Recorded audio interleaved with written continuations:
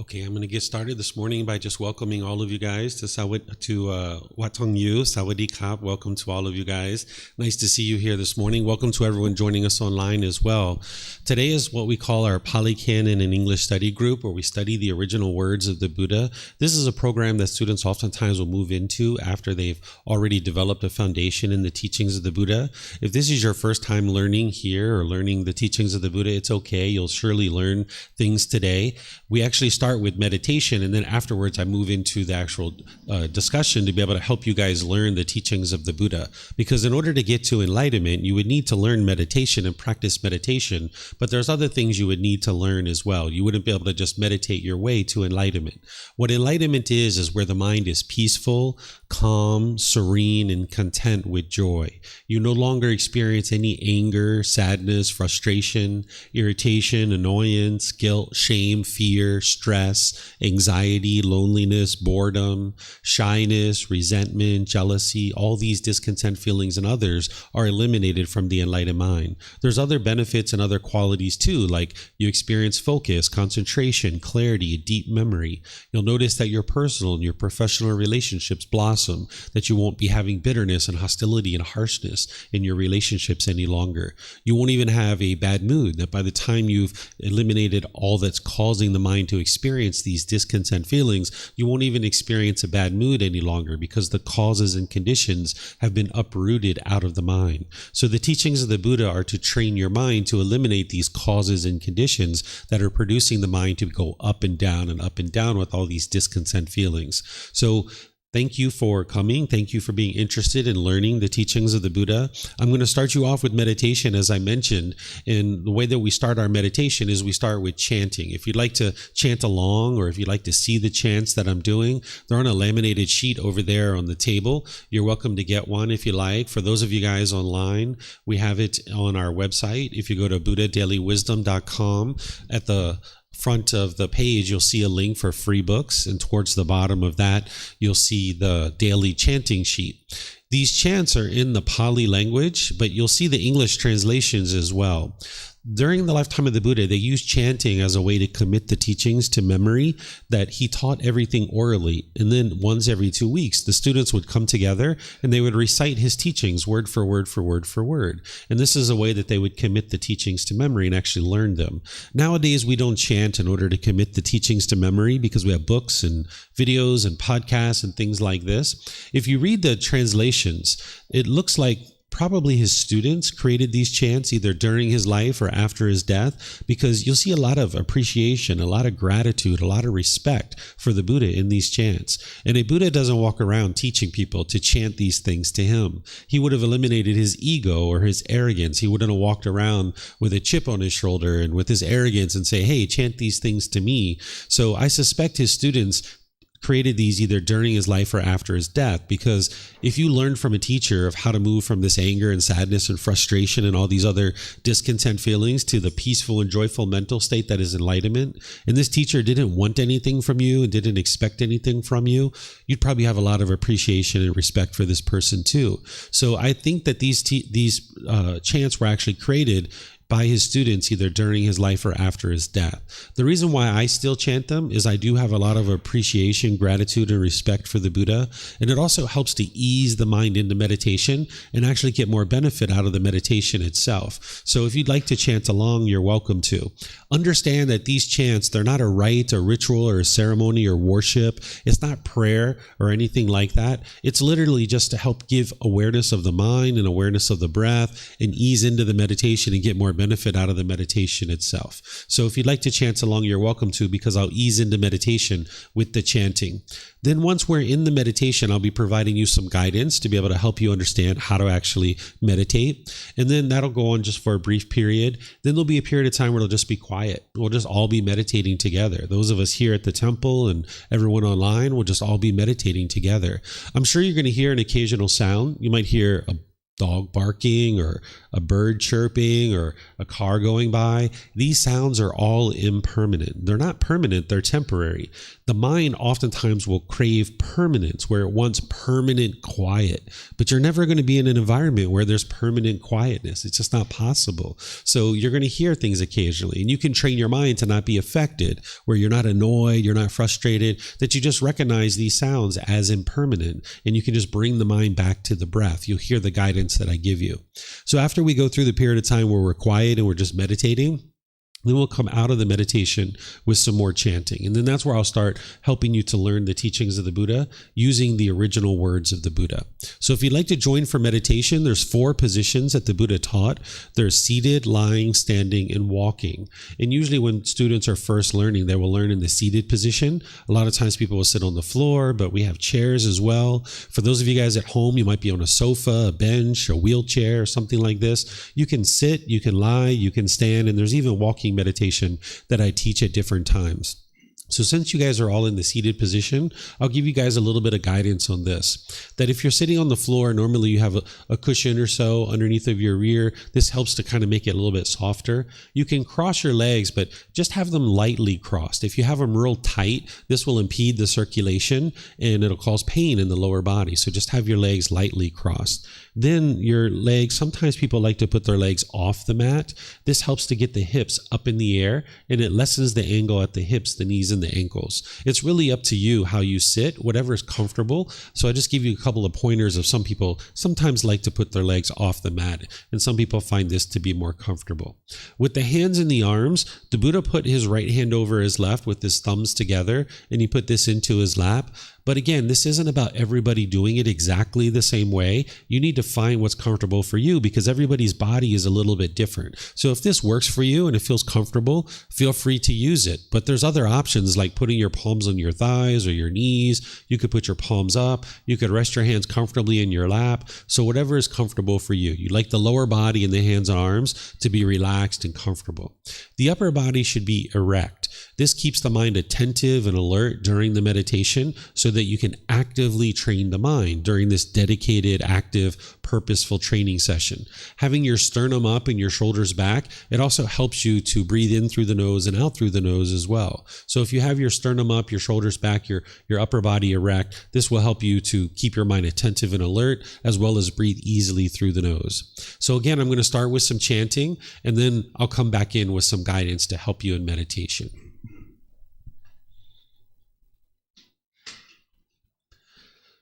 Arahang Samma Sambuddho Mahakawa Wat Tung Mahakavanhang Apivateyami Savakato Mahakavata Dhammo Dhammang Namasami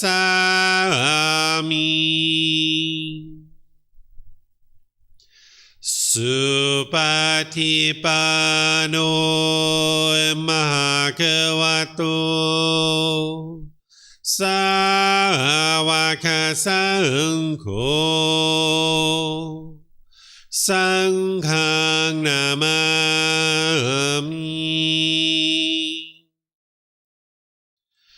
Namo Tassa Bhagavato Arahato Samma Sambuddhassa Namo Tassa Bhagavato Arahato Samma Sambuddhassa Namo Tassa Bhagavato Arahato Samma Sambuddhassa Iti piso Mahakava Arahang Samma Sambuddho Vichacharanang Sammuno Sakato Rukavito Anuttaro Purisa Dhamma Sati Satatawa Manusanam Bhutto Bhagavati.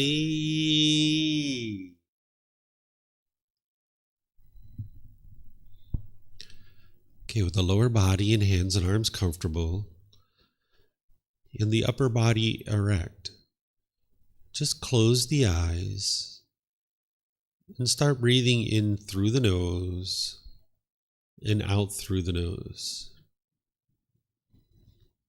Here you're just looking to establish the breath. A nice, natural, steady, consistent breath. Not forced or controlled, just a gradual inhale through the nose, experiencing the full breath. And then, whenever you're ready, exhale out through the nose. Breathing in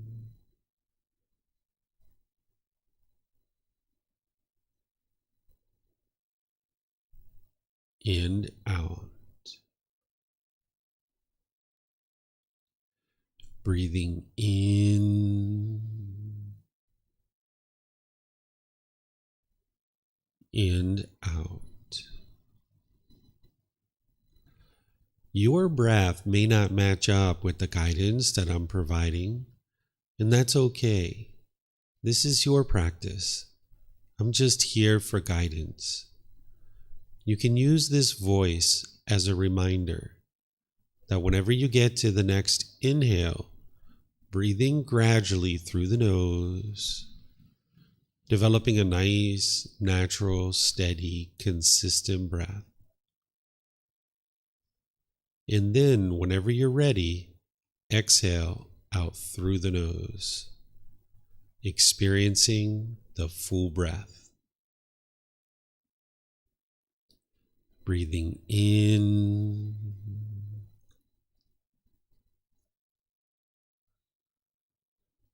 and out.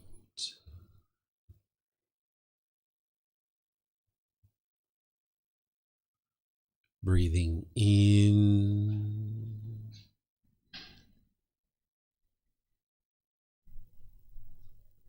and out.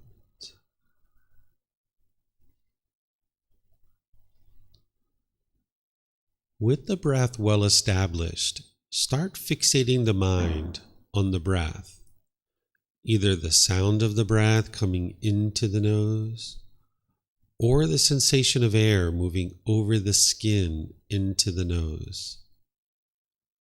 The breath is the present moment. Fixate the mind on the breath, the present moment. Breathing in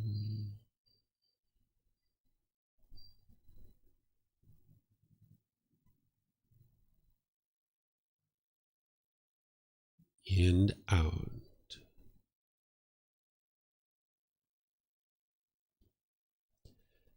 Breathing in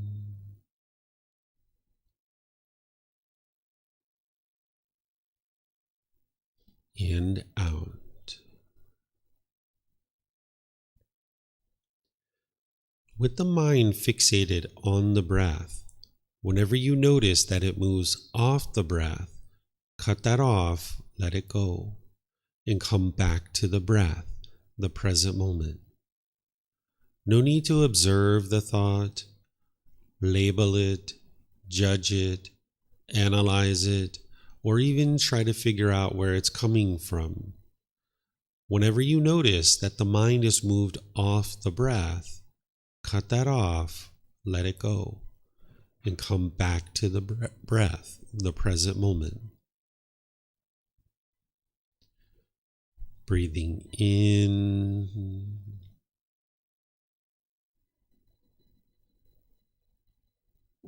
and out. Breathing in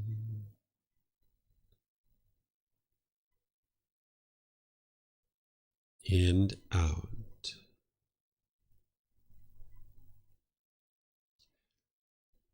I'm going to be quiet now and let you do this work of focusing on the breath, cutting off and letting go anytime the mind moves off the breath. You have nowhere to go. There's nothing to do. No one needs you right now. This is your time to focus on the breath. Breathing in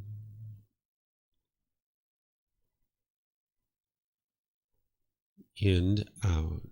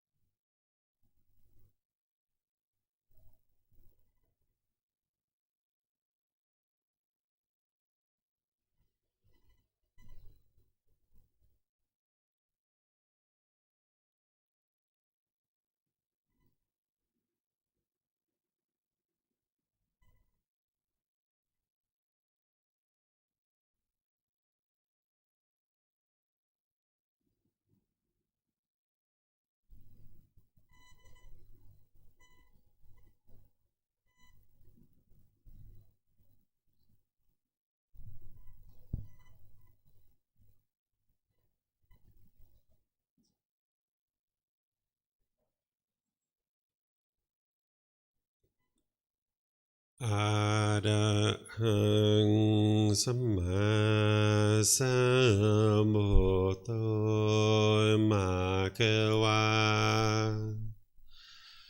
พุทธังมหาคะวันนังอภิวาเทมิสวากขาโตมหาคะวตาธัมโมธัมมังนามัสสามิสุปฏิปันโนมหาคะวะโตสาวกสังโฆสังฆังนามามินะโมตัสสะภะคะวะโตอะระหะโตสัมมาสัมพุทธัสสะนะโมตัสสะภะคะวะโตอะระหะโตสัมมาสัมพุทธัสสะนะโมตัสสะภะคะวะโตอะระหะโตสัมมาสัมพุทธัสสะอิติปิโสมะคะวะอะระหังสัมมาสัมพุทโธวิชาจารณังสัมมุโนสกขาโตโรกาวิโตอนุเตโรปุริสาธัมมาสติสัตตาตาวามนุสนังพุทโธภะคะวะติ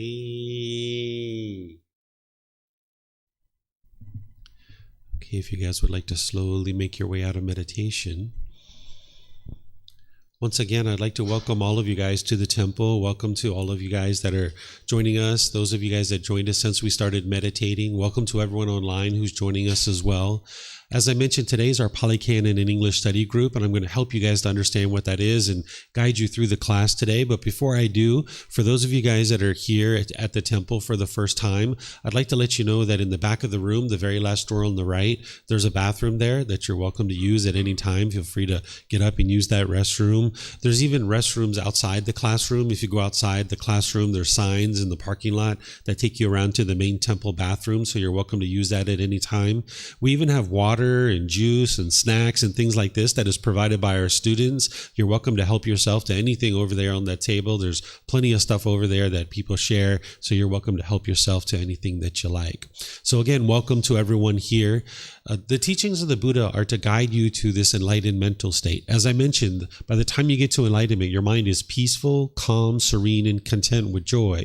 You've eliminated the causes and conditions that are producing the mind to be angry and sad and frustrated and agitated and all these other discontent feelings. And if you're experiencing those feelings now, no worries, your mind is unenlightened, and every single being that has ever been born is unenlightened when they're born.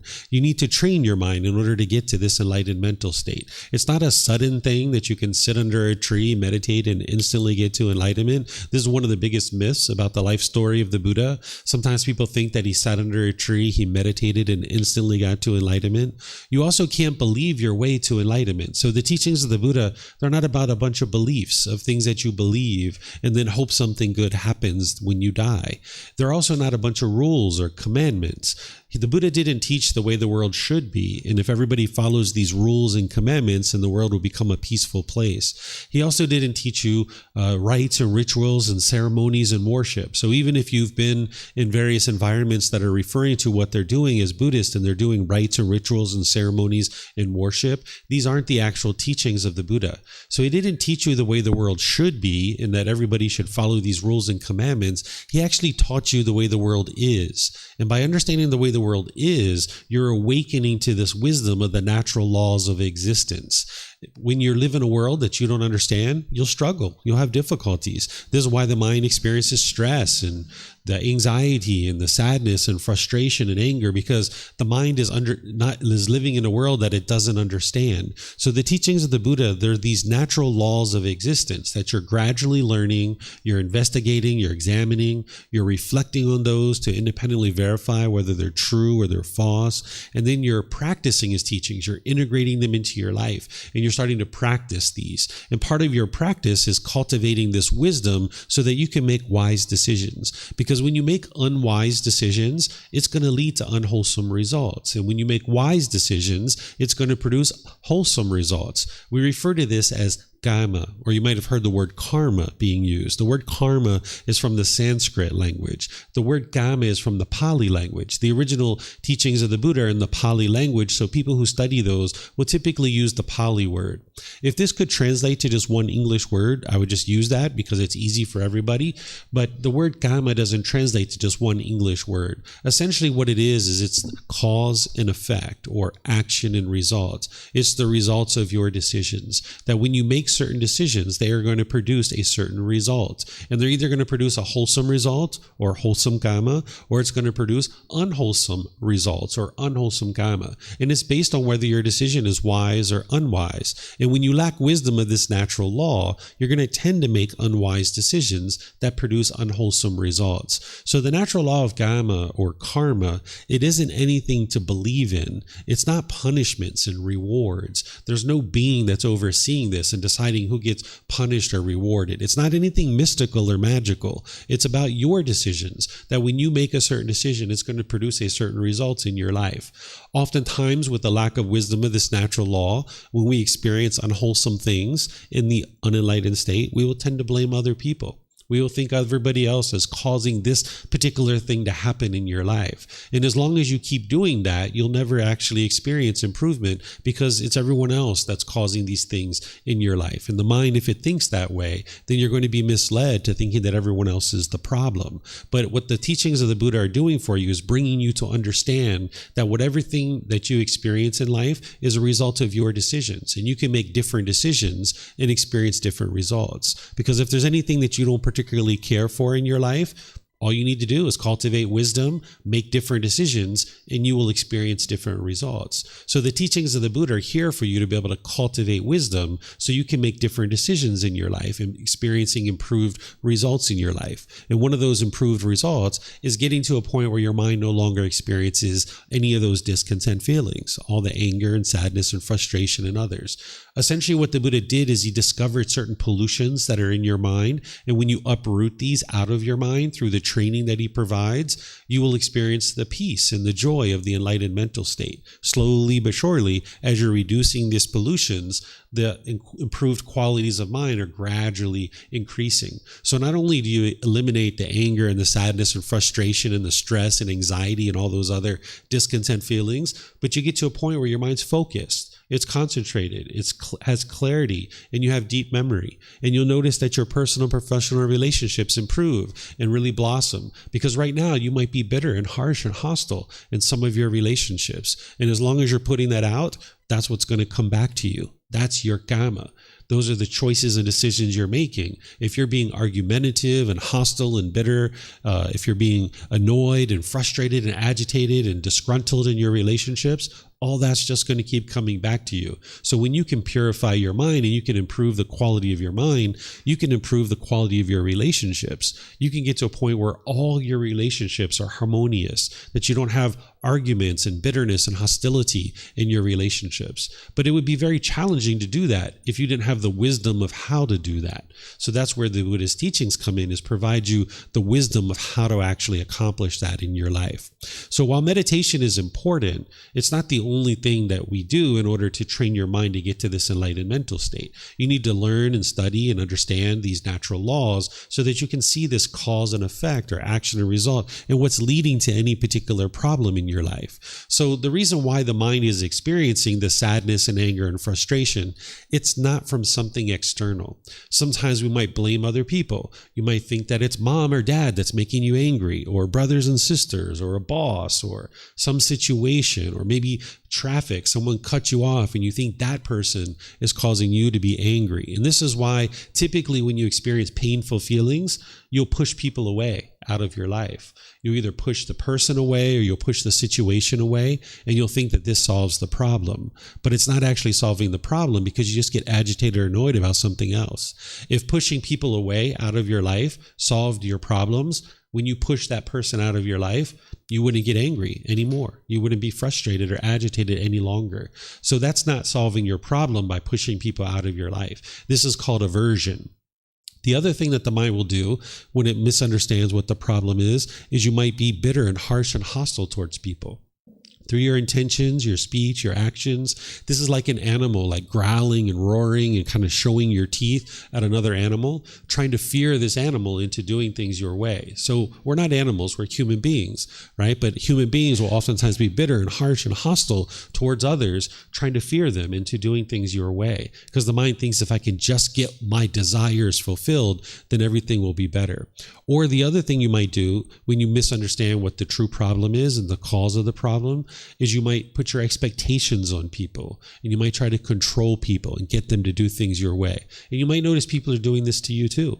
People might be pushing you away. People might be bitter and harsh and hostile towards you. People might be putting their expectations on you.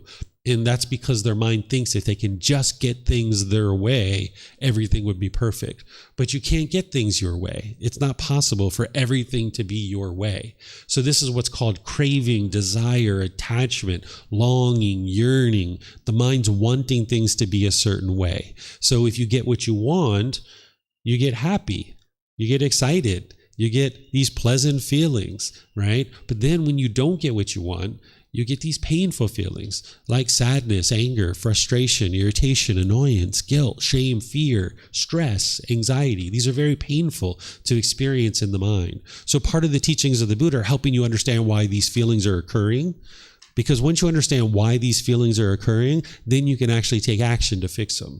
But if you didn't understand what was causing these feelings, you wouldn't be able to fix them. So the teachings of the Buddha, you can learn them, you can intellectually understand them, you can examine them, then you can reflect on them to independently verify whether they're true or they're false, and then you can practice them and train your mind, and you see the improvement to the condition of your mind. Because you know in situations where you're once angry and sad, frustrated, all those other discontent feelings, if you experience that same situation and you notice your mind's not experiencing that feeling, you'll know that it's these teachings and this training that the Buddha shares that has provided your ability to get to that more peaceful and joyful mental state. So here, what I'm going to share with you guys, you can independently verify, is that your mind is causing your own anger. Your mind is causing your own sadness, your own frustration. All those discontent feelings are being caused by your own mind. And by understanding what's causing them, then you can actually fix it. But if it's everyone else that's causing these feelings, then you might go around the world trying to teach other people to do things your way. And it's just not going to work because there's 8 billion people in the world. You can't train 8 billion people to do things your way because the mind in the unenlightened state, as long as it gets what it wants, you get these pleasant feelings. So what's causing these feelings to occur is the longing, the yearning. The mind's chasing after things, wanting things to be a certain way. So for example, your mind's craving permanence, wanting the mind to have things that are permanent. So when you were in that relationship with a boyfriend or girlfriend and you guys were together, when you first got together, Oh, everything was wonderful. It was so great. You had all these pleasant feelings, right? Someone's showing you affection. Someone's calling you or text messaging you. Somebody's going out to dinner with you. Maybe you're going out to the movies. Maybe you're going to the park.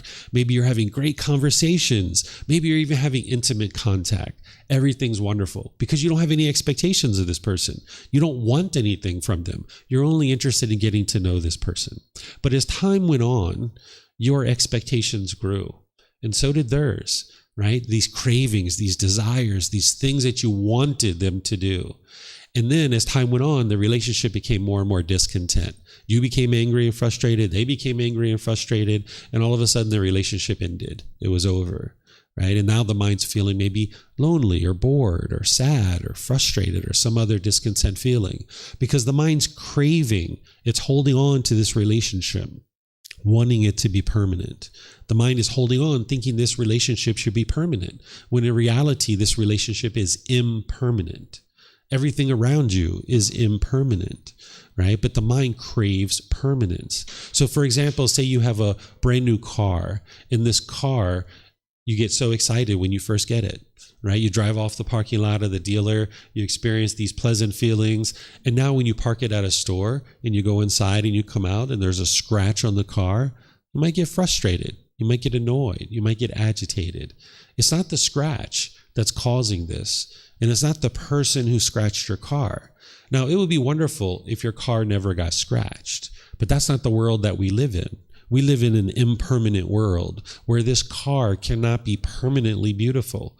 But if the mind's craving for this car to look permanently beautiful, when you see the scratch on your car, you'll be agitated, you'll be frustrated. And now with your mind all shaken up, you might make unwise decisions. You might have unskillful conduct. There's probably people sitting in jail right now for the rest of their life because they saw somebody scratch their car and they might have murdered that person, right? They were so angry, it drove them to the point of murder, right? And people just didn't understand that that anger that they were experiencing was being caused by their own mind, craving permanence, longing, yearning. So if you've ever been in the mall and you saw like a brand new pair of shoes through a window and you're like, brand new shoes. Yes. I can't wait to get those shoes. Oh, those are my perfect shoes. Yes, I want to get those so bad. Or maybe some jewelry or something like this. Well, then when you went into the store and they didn't have your size, you were angry or frustrated or agitated or annoyed, right? Because the mind was longing, yearning, it was having this craving for these particular shoes or this particular jewelry or something like that. So you can independently verify that your mind is craving permanence. It's wanting things to be a particular way permanently. And it's just not possible for things to be your way permanently. It's just not possible. So this meditation that we just did is training your mind to let go. Right? Sometimes when people learn this meditation, they think the goal of it is to eliminate your thoughts, but the goal is actually to train your mind to let go. Because when you see things that you disagree with, your mind has a hard time to let go.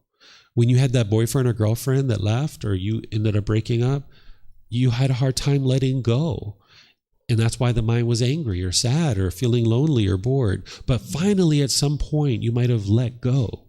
And you're like, you know what? If he wants to be with somebody else, so be it. I don't care. Let him go, right? Or she, right? If she wants to be with someone else, or if she wants to go somewhere else, if she wants to live somewhere else and she doesn't want to live with me, okay, you let her go. And then when you let it go, that's where your peace and your joy came, because your mind let go, right? So the teachings of the Buddha are training your mind to let go. So this meditation, it's not to eliminate your thoughts. Sometimes people think that's the case when they learn this meditation. But instead, when your mind's moving off the breath and you're training it to let go, this is really good because it's having to come back to the breath. So if 20, 30, 50 times during the meditation you had to let go, this is really helpful, right? So you're going to need this quality that you'll need to gradually exercise the mind like this over the course of your life, where you're training your mind to let go, let go, let go. And what we're going to be discussing today with the words of the Buddha in our Pali Canon English study group is the same thing. It's to train your mind to let go, right? So in this particular program, we have this Pali Canon and English study group where we actually study volumes 2 through 13 of our book series. We have other programs where we study volume 1. Tomorrow, which is called the group learning program, which meets on Sundays and Wednesdays, that goes through volume 1, where we are helping students to build a foundation in the path to enlightenment. And this is a 7-month program that each Sunday for about an hour and a half or so, we meet and we meditate, and I share teachings with people to help them gradually develop their foundational teachings of the path to enlightenment. And we even have a course this afternoon at 1 p.m., which is called Introduction to the Path to Enlightenment. So if you're interested in just getting started and kind of understanding the teachings of the Buddha from the beginning, this afternoon at 1 o'clock would be ideal for you. And then on Sundays, that's a really good class, and on Wednesdays. And even this Monday, we have a 5-day course from 9 a.m. to 3 p.m. where you can learn and you can understand the foundational teachings, whether you're here in Thailand or whether you're online. We'll be live streaming all of these programs and all these courses. You can be gradually learning. And all these books are available at no cost. You can download them from our website. You can take them and go print them. You can get printed versions here by just reimbursing us for our printing cost, or you can order them on Amazon if you have access to Amazon in your country. So slowly reading the books, slowly coming to the classes, slowly getting personal help, slowly training your mind, you can get to this peaceful and joyful mental state. So in this Pali Canon and English study group, we go through volumes 2 through 13 of the book series. It's a 1.5-year program. And what we do each Saturday is we come together as more of a study group, where typically I'm teaching in a more traditional fashion, where I'll be teaching for like 15, 20, 30 minutes, and then opening up to questions, or then teaching another 15, 20, 30 minutes and opening up to questions. Where here, what we do is I have these chapters. This is actually volume 13. Chapters 61 through 70 is what we typically will study. We probably won't get through all of them today. But what we do is I look for volunteers to read this particular chapter. And we talk about a chapter, you can see here, it's very short. These are the words of the Buddha. And what happens is after a student reads, then I will share teachings on that particular chapter for a couple of minutes, and then I open up to any and all questions that you guys have. This is more of a study group versus a traditional style of learning, which is what I do in all the other classes. This is the only program that I do this with. So if you guys are here at the temple and you would like to volunteer to read this, you can read this by using the microphones here in the white bowl. You just press the button. There's lights that come on and you hold it up to your chin. And then if you read, we'll be able to hear you here at the temple, and they'll be able to hear you online too. If you talk here and you don't have a mic, they won't be able to hear you online. And for those of you guys online, you can volunteer to read if you're in Zoom. You can just electronically raise your hand, open up your microphone, and then you'll be able to read the individual chapters. And then after I teach for a little bit, we can open up to questions here at the temple if you could use the microphones. And then those of you guys online, you can ask questions by putting it into Facebook, YouTube, or Zoom. In the chapters that we're studying here, this is the 13th book. The 13th book is titled Generosity. And this particular practice of generosity is where you're giving and sharing more than is strictly required in any given situation without any expectation of anything in return. Sharing your time, your effort, your energy, your resources. This is a practice that the Buddha taught, because in order to train your mind to let go, like we were talking about, you need breathing mindfulness meditation, but you also need a well-developed practice of generosity. What this does is it eliminates selfishness from the mind. So this entire book is devoted to words of the Buddha that is based in generosity and teaching you about generosity, because you would need a well-developed practice of this in order to actually experience the letting go and training the mind to get to this enlightened mental state. So this is actually the 5th discourse of a whole series of discourses where the Buddha is teaching you about people to make offerings to. Well, there's 2 aspects of generosity to understand. Generally, generosity is the giving and sharing of more than is strictly required in any given situation, such as your time, effort, energy, and resources, without any expectation of anything in return. Because if you have an expectation of something in return, it's not pure generosity. Your mind still wants something. There's still a craving there. So for example, if you were holding the door, waiting for someone to walk into the store, and you were standing there wanting them to say thank you, and they don't say thank you, you'll be frustrated. You'll be annoyed. You'll be agitated because your mind wants something from them, right? And you're not going to always get it because of impermanence. You live in an impermanent world. There's nothing around you that is permanent. If you look around you, you can see everything is impermanent. It's constantly changing.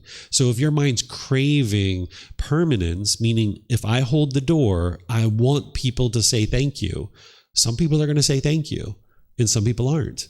because of impermanence. Not everyone's going to say thank you. So if you're expecting something and you don't get it, you'll be frustrated, you'll get annoyed. So the Buddha is teaching you to practice this pure generosity where you don't want anything in return. And you're going to need to practice that with many different people around you in order to get to enlightenment. An enlightened being isn't selfish. They're not going to be holding on to their money, wanting things to be a certain way. Like for now, if you have your bank account balance here, you might be happy, you might be excited. But when your bank account balance drops, you might be sad, you might be frustrated or agitated if you're attached to your bank account, if you have a craving for your bank account to be a certain balance, right? And there's other things like the weather. If you're craving for it to be sunny outside and it's sunny, you'll be so happy and excited. But then when it rains, you'll be frustrated. You'll be annoyed. Oh, it's raining. This is the mind having craving, right? So this generosity that the Buddha is teaching, that you practice generosity with the people around you, you give and share, and this is going to help your mind let go, right? But then there's a particular type of generosity called merit, where there's generosity that you practice with anybody and everybody. But then when you're practicing merit, it's generosity that you're directing towards the continued sharing of the teachings of the Buddha. That by you sharing with other people around you, your time, effort, energy, and resources, you're helping to make the teachings of the Buddha available to other people. Because as you learn and practice the teachings of the Buddha and you see that they actually work, you'll get to a point where you have no doubt that these teachings are leading to an improved condition of mind, an improved condition of life, and you might be interested in having them be available to other people in the world. And as you do, you might decide that you'd like to offer some time, effort, energy, or resources to ordained practitioners, to temples, to teachers, to people who are sharing the teachings. Maybe you'd like to help pay the electric of the temple a little bit. Maybe you'd like to offer some food for students, or toilet paper, or cleaning supplies, or financial support, or something like this. And this is what we call merit. So the Buddha here, in these series of discourses, are essentially teaching you how to produce merit, how to make offerings to particular people. Who are the people that would be wise for you to make offerings to in terms of producing this merit? But in terms of generosity, you're going to need to practice generosity with lots of people you don't even know, people you've never even met before. But here he's talking about how to practice merit and how to develop this merit. So there's plenty of discourses here that they're all essentially talking about something similar. So that's why I kind of share that with you here. But we can go through and we can study these and help you guys to understand what it is that he's talking about. So is there someone here that would like to read, or someone online in Zoom that would like to read this first chapter? Sure, go ahead. Yeah, go ahead, ma'am. We have plenty of microphones here. If you guys get one and take it back to your seat, we'll have multiple chapters. And then as you guys have questions, you can ask questions, and then you can even share the mics to the people around you. So Leo, if you'd like to take this first one, and then she could take the next one after that. Yep. Leo's going to take the first one. I saw his hand first. Go ahead, sir. Persons who are worthy of gifts. Fifth discourse. Monks.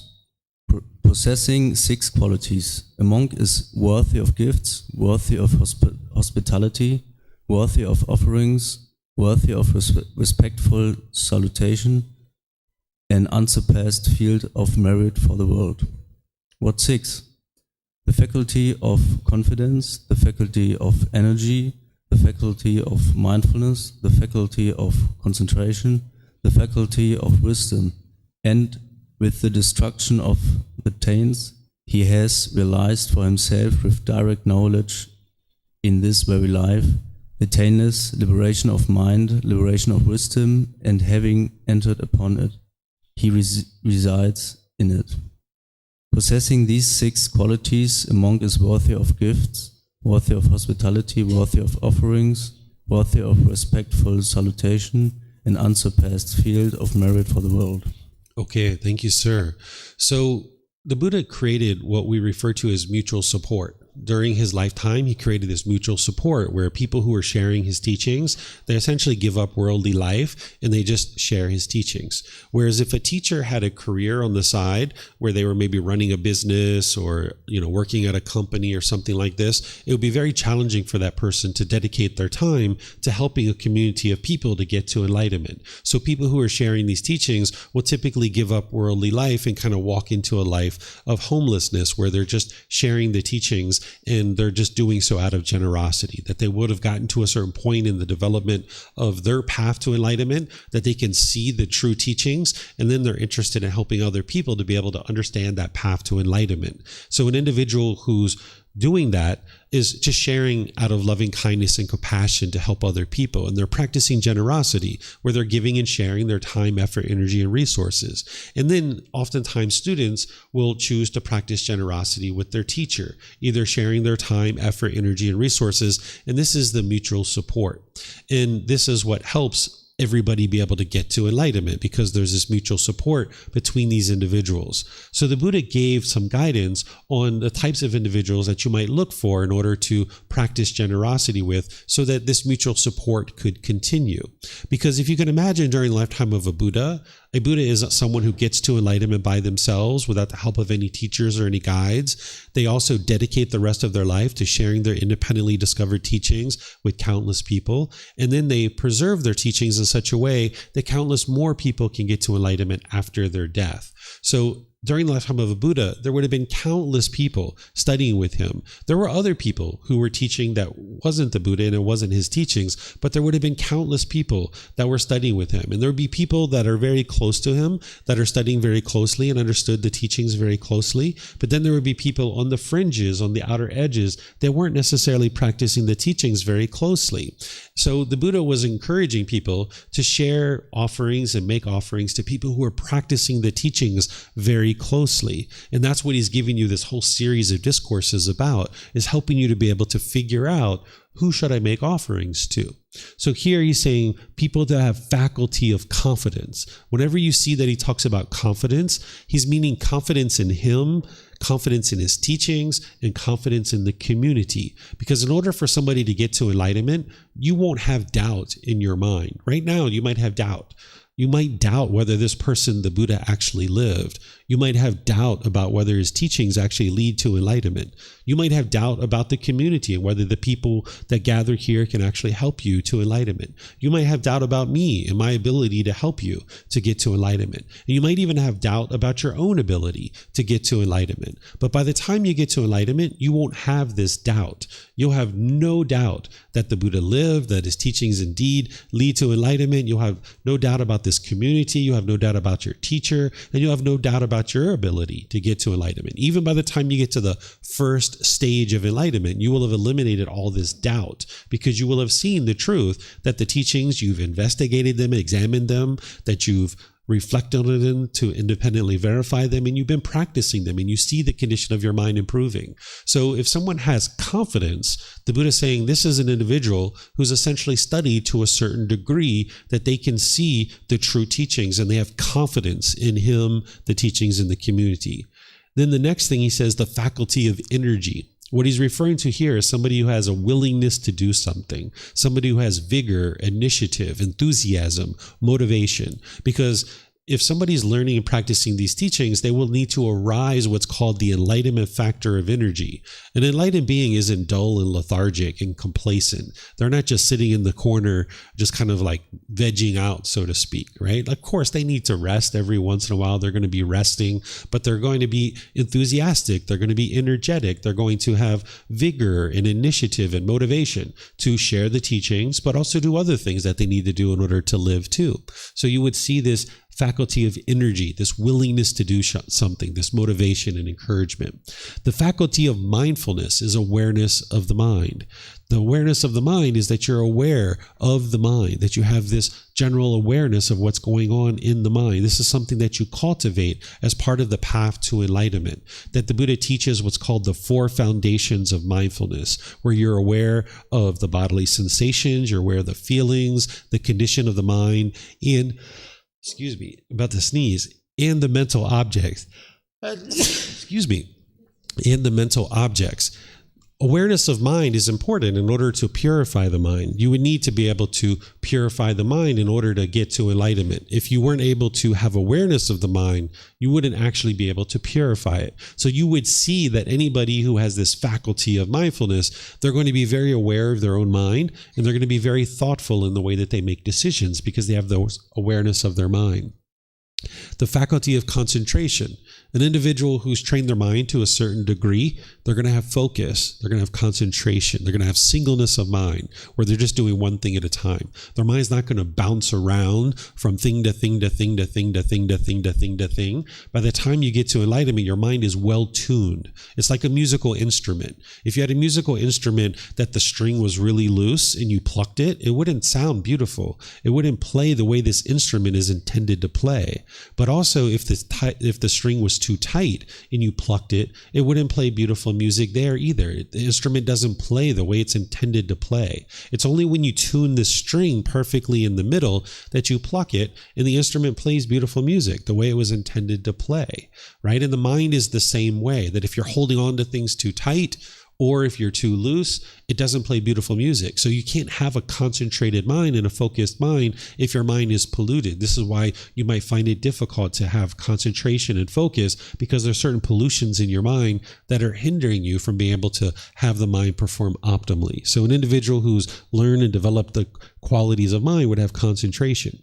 They would also have this faculty of wisdom. What wisdom means is they deeply understand the teachings, not just intellectually, but they're actually practicing the teachings. So if somebody's teaching about speaking polite and kind and friendly and respectful, they would be able to speak that way too.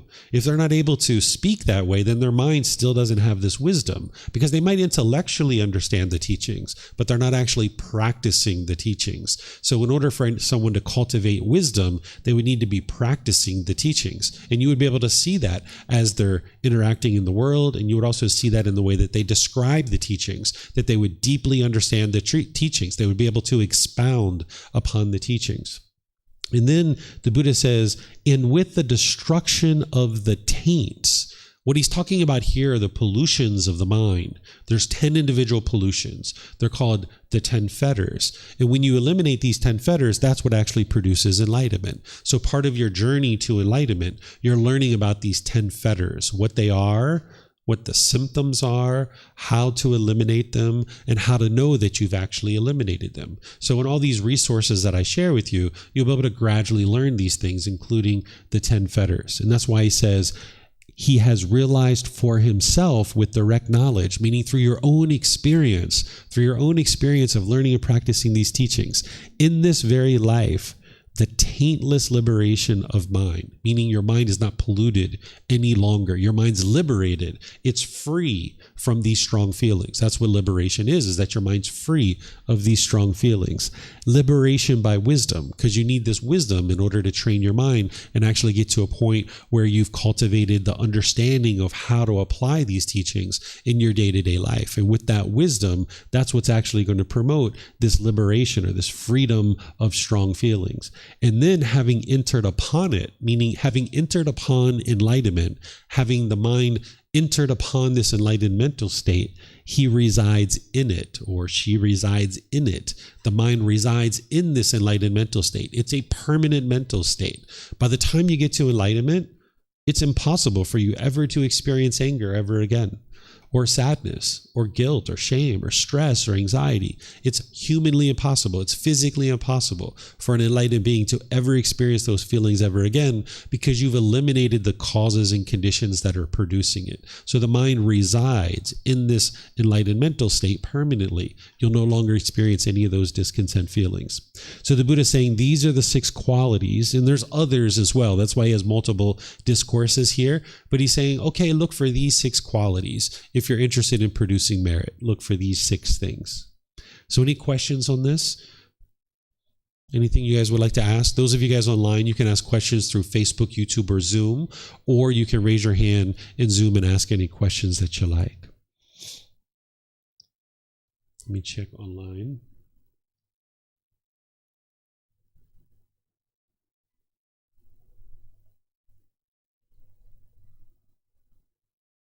Okay, I'm not seeing any questions anyways, so let's move to the next chapter. By the way, what you have here in these books is you have the words of the Buddha. You have a reference here. This takes you back to the original source teachings. The source teachings of the Buddha are in 45 volumes that are this thick.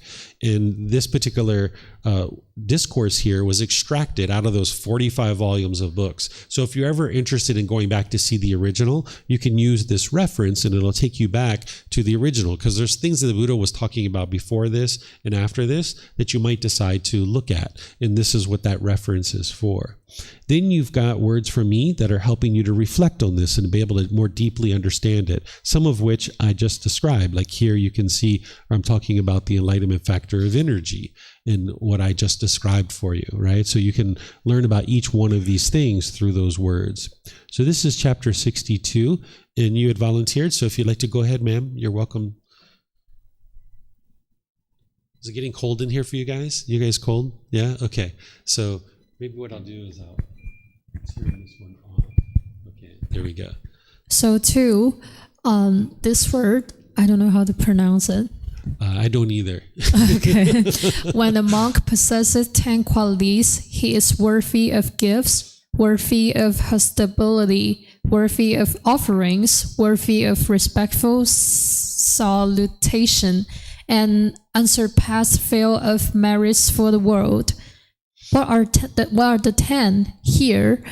A monk possesses the right view of one beyond training, the right intention of one beyond training, the right speech of one beyond training, the right action of one beyond training, the right livelihood of one beyond training, the right effort of one beyond training, the right mindfulness of one beyond training, the right concentration of one beyond training, the right wisdom of one beyond training, and the right liberation of one beyond training. When the monk possesses these 10 qualities, he is worthy of gifts, worthy of hospitality, worthy of offerings, worthy of respectful salutation, and unsurpassed view of merits of the world. Okay, thank you so much. Yeah. So what the Buddha is referring to here is what we refer to as the tenfold path. There's a core central teaching of the Buddha that you need to learn in order to be able to get to enlightenment. And I'm going to be teaching this on Tuesday here. So you can learn it here. You can learn it online as part of our course that I'm teaching next week, Monday through Friday. I'll be teaching the Eightfold Path. These are 8 individual steps that you need to learn and practice and understand through the words of the Buddha, where you can learn them, examine them, investigate them. You can reflect on them to independently verify them, and you can practice them in order to train your mind. And this is what you actually need to do in order to be able to get to this enlightened mental state. It's the core central teaching. And as you learn and practice that, by the time you get to enlightenment, you're practicing what's called the tenfold path. There's these 2 extra steps. The eightfold path is right view, right intention, right speech, right action, right livelihood, right effort, right mindfulness, and right concentration. Those are the 8 steps that you need to learn and practice. And you can learn that through all the resources that I share. In fact, chapter 4 and 5 of volume 1 is all about the eightfold path. That's why it's at the very beginning of the book series, and you can see it inside and out, learn it backwards and forwards, and you'd be able to understand it. But then by the time you actually get to enlightenment, you're also practicing right wisdom and right liberation. What right wisdom is where you deeply understand the teachings of the Buddha. You can talk about them with ease because you've studied them, you've reflected on them, and you've practiced them so deeply. It's kind of like upgrading the operating system in your mind. Right now, if you experience anger and sadness and annoyance and these other discontent feelings, it's like your mind's operating on this old operating system. And now what you need to do is gradually upgrade your operating system to a new operating system. And that's what the Eightfold Path is going to do for you. But by the time you get to enlightenment, you have right wisdom. You fully understand these teachings and you fully transformed your mind. You're now practicing right wisdom. Your mind's been fully upgraded. And having done so, then you will experience right liberation. What right liberation is where the mind's fully liberated. You no longer experience any discontent feelings. Liberation means freedom. The mind is free from strong feelings. Right now, your mind's probably not free from these strong feelings. You probably get annoyed or frustrated or agitated or angry or lonely or bored or feeling guilt or shame or stress or anxiety. Again, you're not a bad person. Every single person who's ever been born has experienced this, even the Buddha.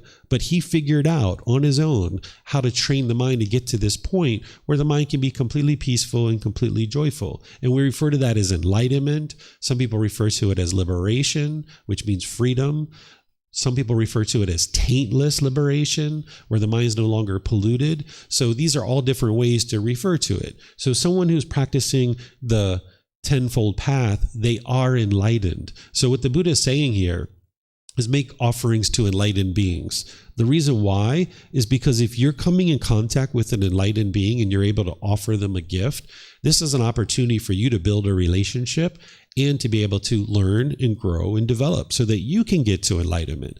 If you didn't understand how to determine whether someone was enlightened or not, you wouldn't be able to determine whether to make offerings to this person, whether to ask them questions. No matter what, even if you think this person's enlightened, you shouldn't believe what they're teaching you. You should learn, you should reflect, and you should practice to be able to train your mind to get to that wisdom. But some of the shortcuts that the Buddha gives you in order to help you to understand if someone's enlightened or not is that you would see their minds focused and concentrated. He referred to the opposite of this as muddle-minded. If you notice somebody has a muddled mind, meaning they're jumping around from topic to topic to topic to topic, they're not clear and focused and concentrated, then their mind's still polluted. And he's describing in other parts of his teachings where it would be unwise for you to make offerings to this person because they haven't deeply practiced the teachings yet. Instead, he focused you to practice this generosity to produce merit with individuals who have deeply practiced the teachings, because that allows them to come into the world more readily for everybody to learn. Whereas let's just say there was a teacher or an ordained practitioner who was using drugs or alcohol or gambling or smoking cigarettes, and because of these kinds of things, their mind is bouncing around and unconcentrated. If you're supporting this individual, the money that you're offering them or the support that you're offering them is going right to the gambling or right to the drugs and alcohol or things like this, because you might think that every Buddhist monk is doing everything perfectly. But this would be the mind thinking about permanence. It's craving permanence. During the lifetime of the Buddha, and even now, not every Buddhist monk is practicing the teachings very closely, right? And you're not interested in judging people. You're not interested in looking down on them, but you are interested in practicing discernment, which is wise decision-making of, hey, I worked really hard for these resources, my time, my effort, my energy, and my resources. What should I do with it in order for it to benefit the world in the best way? You're not interested in having an expectation when you make an offering, but you are interested in looking, where can I offer this in order for it to have the most benefit? And that's what the Buddha is providing you this guidance. As someone who is practicing the tenfold path, they're enlightened, and he's saying that's the type of individual to make an offering to. So any questions on this one? Okay, I'm not seeing any questions anywhere. Let me just check online. Okay. So let's move to the next one. This is the 7th discourse. So he's giving you a whole series of discourses here to help you figure out, who do I make offerings to? Someone would like to read this one? Sure. This is a great time for anybody who's practicing English. Maybe you, Steve, you're practicing English. Help you to learn how to speak English, right? And get over any shyness as well. So too, possessing 4 factors, a monk is worthy of gifts, worthy of hospitality, worthy of offerings, worthy of respectful salutation, an unsurpassed field of merit for the world. What for? Here, a monk is skilled in places, a long-distance shooter, a sharpshooter, and one who splits a great body. And how monks in a monk skilled in places? Here, a monk is virtuous, practicing moral conduct. He resides restrained by the training guidelines, possessed of wholesome conduct and wise decision-making, seeing danger in the slightest faults. Having undertaken the training guidelines, he trains in them. It is in this way that the monk is skilled in places. And how is a monk a long-distance shooter? Here, in any kind of form whatsoever, whether past, future, or present, internal or external, gross or subtle, inferior or superior, far or near, a monk sees all form as it really is with correct wisdom. Thus, this is not mine, this I am not, this is not myself. Any kind of feeling whatsoever, any kind of perception whatsoever, any kind of volitional formations, choices or decisions whatsoever, any kind of consciousness whatsoever, whether past, future or present, internal or external, gross or subtle, inferior or superior, far or near, a monk sees all consciousness as it really is with correct wisdom. Thus, this is not mine, this I am not, this is not myself. It is in this way that a monk is a long-distance shooter. And how is a monk a sharpshooter? Here, a monk understands as it really is. This is discontentedness. He understands as it really is. This is the cause of discontentedness. He understands as it really is. This is the elimination of discontentedness. He understands as it really is. This is the way leading to the elimination of discontentedness. It is in this way that a monk is a sharpshooter. And how is a monk one who splits a great body? Here, a monk splits the great mass of ignorance, unknowing of true reality. It is in this way that a monk is one who splits a great body. Possessing these four qualities, a monk is worthy of gifts, worthy of hospitality, worthy of offerings, worthy of respectful salutation, an unsurpassed field of merit to the world. All right. Thank you, ma'am. So the Buddha would oftentimes take things that people already understood, and then he would cast it in reference to his teachings. So what he's talking about here is someone who's shooting an arrow, someone who's skilled in places, like knows places and kind of knows like whether they should be high, whether they should be low, kind of like military on a battlefield, right? A long distance shooter, someone who can shoot this arrow really far. A sharp shooter, someone who can shoot really well and really sharply. And then someone who can split a great body, right? I guess when people would shoot arrows, they probably, if they were really sharp and really strong, they could probably split open the body, right? So the Buddha is taking something that people would have understood at that time, which is this, shooting of an arrow, shooting of a bow and arrow, and now casting it in terms of his teachings so that people could understand it in terms of his teachings. So here he says, how is one skilled in places? Here he's talking about that someone is practicing virtuous moral conduct. So you would like to look for somebody to make your offerings to practice generosity, to produce merit, someone who has good, wholesome moral conduct. So that's what I was talking about before, that if you see a teacher or a Dane practitioner who is gambling, who is using drugs and alcohol, who's lying and stealing and things like this, that's not an individual that you'd be interested in supporting based on what the Buddha is sharing, because your support is going to that. You would like to support people who are practicing virtuous moral conduct. Then he talks about this long distance shooter. What he's talking about here is someone who understands the universal truth of non-self. For those of you guys that have studied that with me, the universal truth of non-self is teaching you that this body nor this mind is you. It's not who you are. Because right now, if you haven't been practicing and you haven't realized non-self, you might be clinging to this self-image, wanting this body to look a certain way. And when you look that way in the world, you feel good. But when you don't look the way that you want to look, you might feel deflated or less of a person. So if you've ever looked in the mirror and you saw a wrinkle or you saw a pimple or a mole, or you saw a gray hair, or you got a little bit of fat here and there, and you were frustrated or shaken up by that, that's because of what we call personal existence view. This is part of the pollution that's in the mind, that your mind's holding on to this body, wanting it to look a certain way and be perceived in the world a certain way. If you've ever spilled something on your clothing and you were in a social situation and you felt embarrassed, This is because the mind is clinging to this body, wanting to be perceived in the world a certain way. And it's not possible for that to occur, that you're going to experience this change with this body.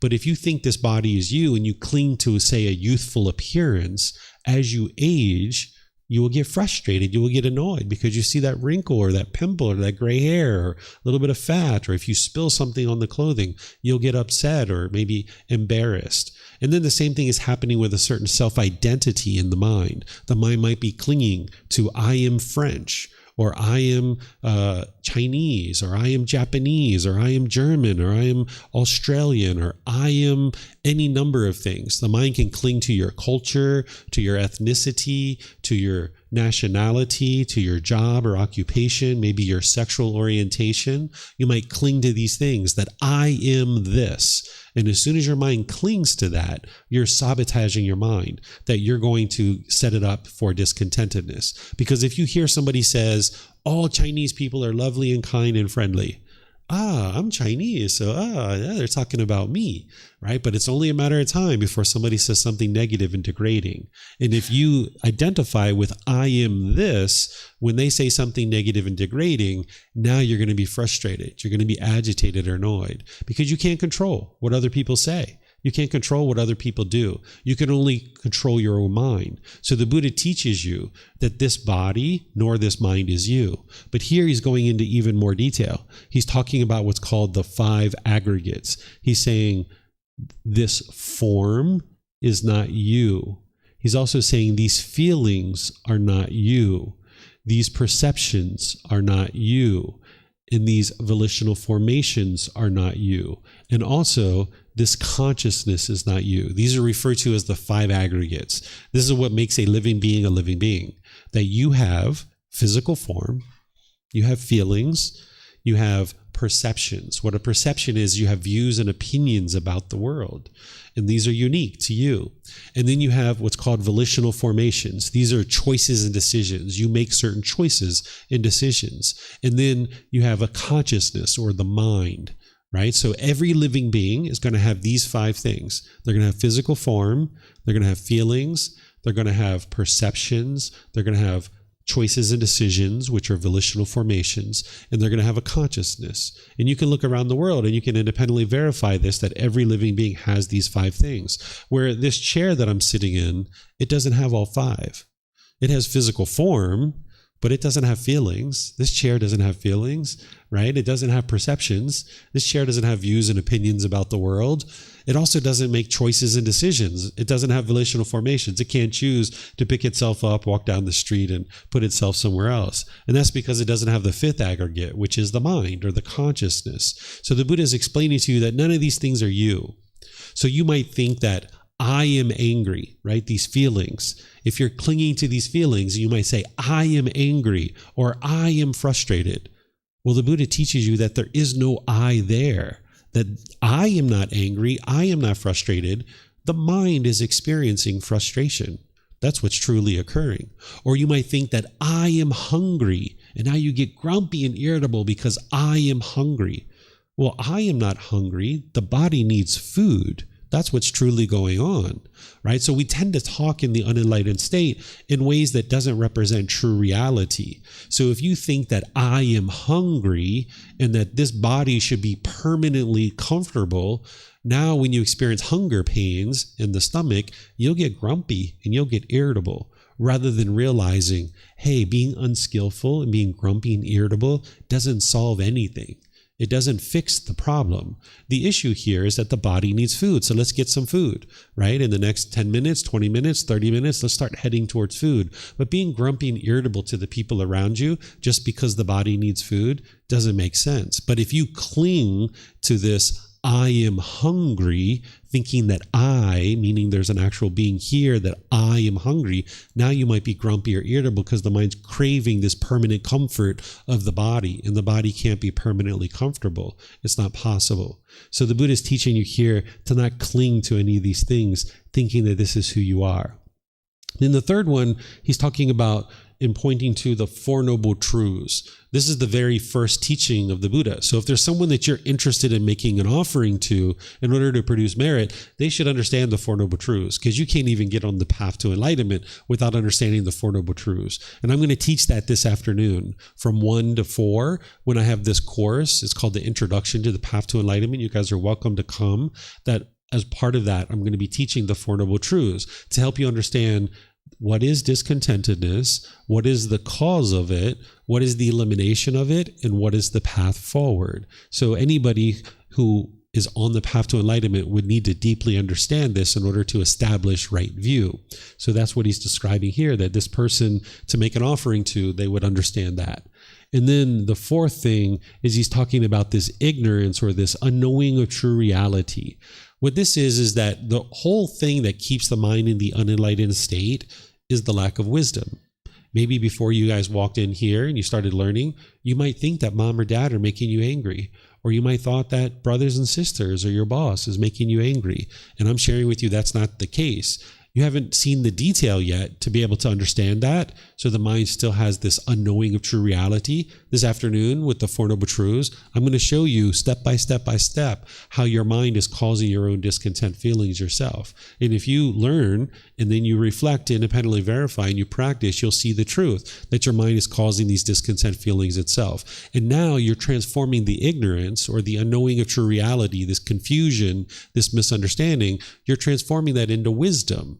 And that's what's going to ultimately lead to enlightenment. But as long as your mind is unknowing of true reality, as long as your mind thinks that other people are causing you to be angry, you'll never get rid of your anger. You'll just be angry the rest of your life. And who's interested in doing that? That's no fun, right? Who's interested in being sad and lonely and bored the rest of their life? Who's interested in being guilty and shameful and fearful and lonely and shy and resentful? You can transform all of this, but you wouldn't be able to transform it if there's this ignorance or this unknowing of true reality, this misperception, this misunderstanding or confusion. So getting to enlightenment is to cultivate wisdom, right? You're not a believer, you're not a follower, you're not a devotee. You're your own independent journey to be able to cultivate wisdom and be able to train the mind to be able to experience this liberation or this freedom. You need teachers, you're going to need guides to be able to help you, but it's you that is doing all the work to choose to come to the classes, the retreats, to come to reading the books, to meditate, to talk to your teacher and get help. All these things are going to help you to gradually awaken the mind by cultivating wisdom. And that's what the Buddha is sharing here, is that an individual that you might consider to make offerings to is someone who has been able to break through this ignorance and has this wisdom about the path to enlightenment. So any questions here on this particular chapter? Yes, ma'am. If you wouldn't mind getting a microphone.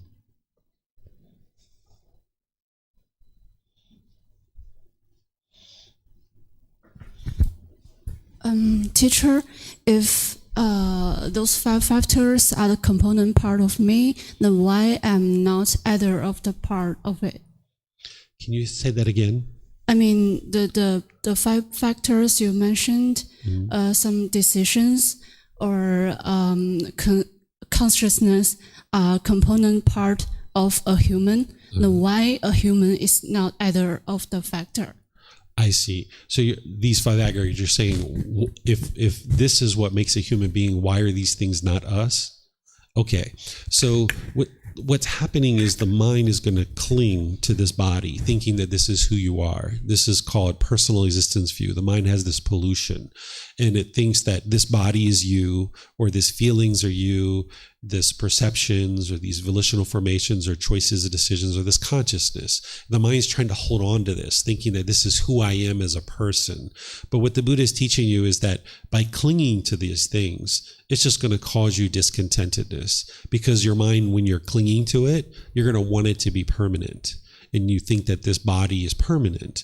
So rather than identifying who you are as a person through the body, for example, the Buddha is saying, no, you shouldn't necessarily do that, because Like, say, for example, like me, when I was younger, I was quite thin. But then as I aged, I started getting some fat. Well, if you're clinging to this body, thinking this is who you are, as you start getting fatter, you're going to have trouble with that. You're going to be shaken up by that. You're going to be discontent. So the Buddha is saying that this body isn't you. Now, while we should make wise decisions to exercise and eat well and things like this is all important. The Buddha is just helping you to understand to not form your feelings based on these kinds of things about your body, about your feelings itself, about the perceptions that you have. Like, if you cling to your perceptions, which are your views and opinions, you'll argue with people around you. You'll fight to death trying to convince somebody that your opinions and your views are right and they're wrong. And this is just going to lead to problems in your life if you cling to these things, thinking that this is who you are. So like maybe in a place like America, somebody might think, I am Democrat or I am Republican. These are like the two political parties that are in America. If an individual identified with that as who they are and their perceptions and their views and opinions are informed by that, they might cling to that. And now you fight and you argue and now you damage your relationships through being unskillful. And the Buddha is teaching you, hey, don't identify who you are through these kinds of things. That instead, what you get to is you realize that there is a body, there is a mind, and it's come together for this existence. And we refer to this as a person or a human being. But don't identify with this as who you are as a person. Instead, just realize that there is a body, there is a mind, they've come together. We call this a person, but you don't need to identify with any of this as who you are. This is why the Buddha wore rag robes and he shaved his hair, to be able to train his mind to not be interested in being perceived by other people a certain way. Have you ever been in the mirror before you go outside and kind of making sure your hair is exactly right or your clothes are exactly right and you didn't feel comfortable going outside until things were exactly right? This is because your mind wants to be perceived by others in a certain way. You're uncomfortable, right? So what the Buddha is being able to help you do is help you to see like, hey, don't define who you are through your appearance and the way you look. Let this go. If other people judge you and look down on you and think that you're no good because of your appearance, that's hurting them, right? But don't allow it to hurt your mind. So if you can let go of clinging to any of this as who you are, you can get liberated from those feelings that you are experiencing if your mind is being shaken up because of its clinging to any of these five aggregates. So sometimes people say, well, if I'm not these things, if I'm not, I think this is where your question is, if I'm not these five things, then what am I? Right? This is what people will ask.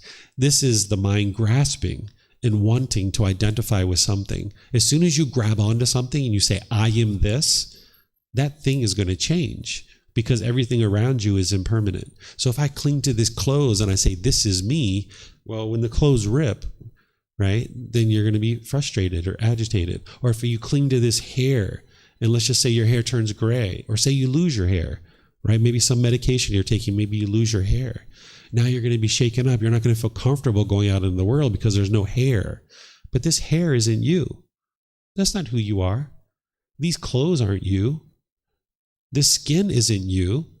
That skin you have, that's not you. That's not who you are. But the mind's going to keep grasping. It's going to keep wanting to hold on to something and say, this is me. This is who I am. But as soon as you do that, then your mind's craving permanence, for that thing to be permanent.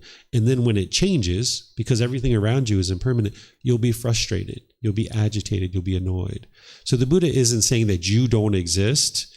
He's just saying that don't allow the mind to cling to any of these things and form inner feelings based on these things, because that's where you'll experience the up and down and up and down. So he's teaching you to eradicate this pollution of personal existence view where the mind's clinging to the body or the mind or any of these other five things, thinking that this is who you are. Instead, just realize there's a body, there's a mind, it's come together for this existence, and we call it a human being.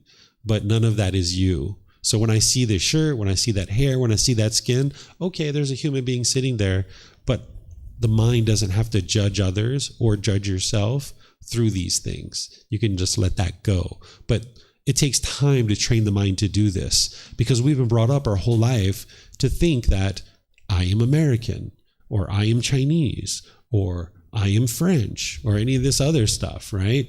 We've been identifying with this our whole life. But in reality, I am not American. This body was born on a land that we refer to as America. But why does my mind have to adopt the identity of I am American? Because now it's like a us versus them. It's my mind is labeled one way, that person's mind is labeled another way, and now we're supposed to fight. We're supposed to hate each other, right?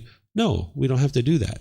We can choose to say, okay, this is a human being who was born on that particular land. This is a human being that was born on that particular land. And we can get together and be harmonious with each other. We don't need to cling to any of this identity. So it takes time to be able to see this more and more clearly. This is actually one of the most challenging teachings for students to be able to understand on the path to enlightenment, is to realize that this body nor this mind is you. It's not who you are. So oftentimes students need multiple discussions around this. And there's a lot of different training that we do to be able to help students to understand this. So if you don't understand 100% now, it's okay, but you can ask additional questions if you have additional questions. Maybe no questions. Thank you, teacher. Okay, you're welcome. Okay, so you guys you have a question? Sure. We can share the mics, or you can get another one there. I have a follow-up question. Sure.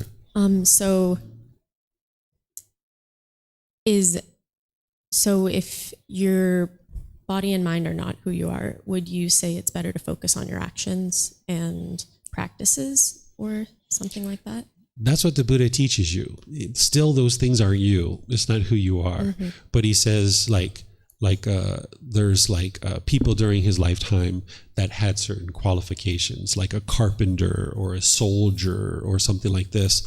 And he was saying that, okay, you're not a soldier because you were born into a family of soldiers. You're not a holy person because you were born into the family of holy people. What makes you who you are as a person is your actions and the way that you do things in the world. But he still doesn't teach to cling to those things as who you are as a person. Like, say, for example, say you were very charitable and you were very generous and you were giving to like orphanages and women's domestic abuse shelters and things like this. And say if you defined who you are through that, well then say as you age and you don't have as much money anymore and you can't donate that, you would be frustrated by that. Or say you identified as like, I am a police officer, and now when you get injured or you retire, you would struggle because you're not doing that anymore. You would really struggle during that period. So while we should look to our actions, our bodily actions, our verbal actions, and our mental actions, and that's what we should look to improve, it still doesn't define who we are as a person. But it does indicate something about our character and the way that we interact with other people. And this is what will produce harmonious relationships, because what the Buddha is teaching you is to not cause harm to others. And with a lack of wisdom, you will inadvertently cause harm to others if you don't understand this natural laws that he taught. So when we're out there causing harm, making unwise decisions, these unwholesome results are coming back to us. This is the unwholesome karma. So we can work to purify and improve our wisdom that will then lead to improved decision-making around our actions, but still don't define yourself through that. So for example, say like in the past, if I was using drugs and alcohol, it's unwise to view yourself through that. That's what the Buddha is saying here about not clinging to your choices and decisions. So if we cling to our choices and decisions like, I am an alcoholic or I am an addict, and now we define ourselves through that, now we're going to feel discontent in the present moment because we're looking back 10 years ago or 20 years ago, realizing that we made unwise decisions and we used drugs and alcohol, but we're not doing that today. So we don't need to define who we are today based on the choices and decisions we made yesterday.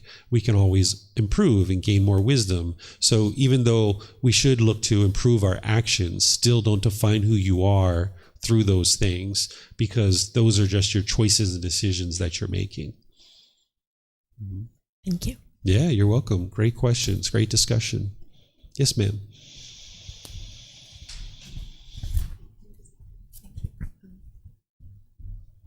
Okay, so I actually wanted to share one of my feelings, because I have these feelings for for a bit of long time, but I don't really understand it.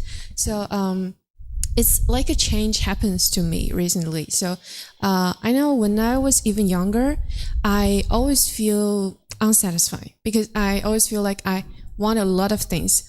I want money, I want better education, and I want to have a lot of friends. I want to have parents that really understands me, and that sort of things. A lot of things. I want a lot, and I just feel very unsatisfied, and I also feel like anxieties and all the other these kind of feelings. But after I started meditating, and I certainly feel a lot of changes that really come to my mind. I don't feel desire a lot of things anymore, and I just feel like maybe waking up at the beginning of the day is a kind of blessing, and meet peoples and just have a simple meal is a blessing. So I just feel yes, it's I mean I really have a wonderful life already, but recently I just feel there's another different feelings that I've never felt before.